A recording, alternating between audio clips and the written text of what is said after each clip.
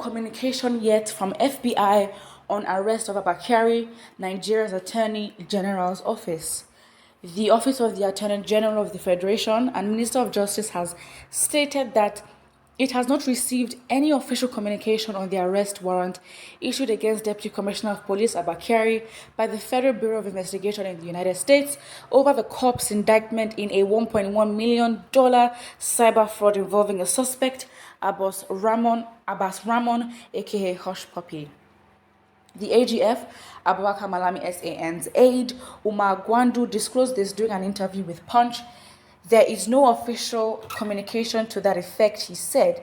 He noted that a transfer process would not commence until there was a request from the United States to that effect. He assured that everything would be done according to the rule of law.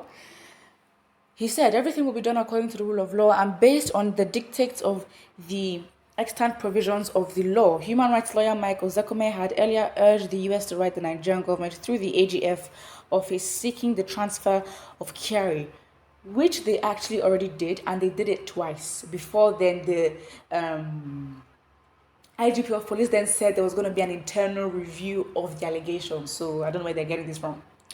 FBI cannot simply come here and pick up Abba Kyari. You must go through the extradition process as established in the Extradition Act of the Laws of the Federal Republic of Nigeria, 2004. You have to look at sections 2, 4, 5, 6, 7, 8, and 9 of the Extradition Act, as Zakome had said in a television interview on Monday, in which I highly doubt that the FBI has not done this. Well, okay, maybe they haven't done this. And yes, absolutely. You have to go, what if it was Ghanaian? They can't just go grab him like, oh, let's go.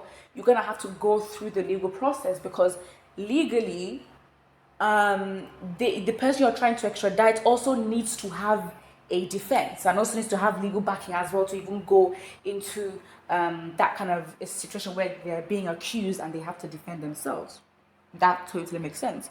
The AGF office is responsible for matters regarding extradition, repatriation, and transfer of suspects or wanted persons. Sahara reporters had reported that the Police Service Commission suspended the embattled Deputy Commissioner of Police, and he was also replaced as the head of Intelligence Response Team of the Nigerian Police Force. All right. I doubt that there has been no communication yet because this is a high-profile case, except he has not checked his emails that there's some Wi-Fi connection missing there. There probably is, not gonna lie, but I don't understand. Listen. I understand that. Okay, fine. They're gonna out here to defend the most well-decorated cop in Nigeria's history. Blah blah blah. We understand that. However, I don't know. It's like they're trying so hard to put the FBI in a very bad light as inefficient, looking like they don't know what they're doing and lacking organization. Like, absolutely not. You're not going to make them look bad because the actual culprit is from your country and your culprit's age is in your country, who happens to be the most decorated officer in Nigeria's history. So, listen, I don't know if they're trying to just push this idea that, FBI don't know what they're doing and they're just taking steps. I highly doubt we're talking top investigators in the world. So I highly doubt that they're less or tactless or uninformed or ill-prepared. Absolutely not. Someone here says they are talking about the rule of law because it happened to their own. In case of Abba Kyari, shows and proof the federal government have admitted guilty of kidnapping Mazi Nnamdi. That is true. Case closed. There will be trial after trial. Extraordinary rendition is an international crime. I think this person says extradition. Wait, I'm not sure. But those who participate in it will go to jail. Absolutely. Because really and truly, if Nnamdi Kanu has denounced Nigerian citizenship and is a British citizen who went to Kenya legally through immigration documents, Kenya can prove that he actually came into the country. Technically, Nnamdi Kanu is still in Kenya, should still be in Kenya, but he's in Nigeria. So even if he was supposed to be extradited, they would have had to go to the UK government first, and the UK government would then order for Nnamdi Kanu to go back to the UK, and then he'd be taken from the UK to Nigeria. That should have been the normal process. Again, I'm not a lawyer, but then by logic, that sort of makes sense. Prove me wrong and say what should actually happen. But by that logic, just logically thinking about it, that is how it should go. Because What gave Kenya the right to allow a British citizen get kidnapped or get extradited to Nigeria? Let's not say kidnapped, but extradited. On what grounds? Were there communications with Great Britain that approved that? Was Kanu aware? Because again, Kanu was kidnapped, and from his story and from his side, which has been said in articles revealed by his lawyer, I think, he said that he was kept in a place for 7 days and he was beaten, battered, and bruised by non-Nigerians, and then found himself in Nigeria, and now he's facing trial and all that. So, that is what it is.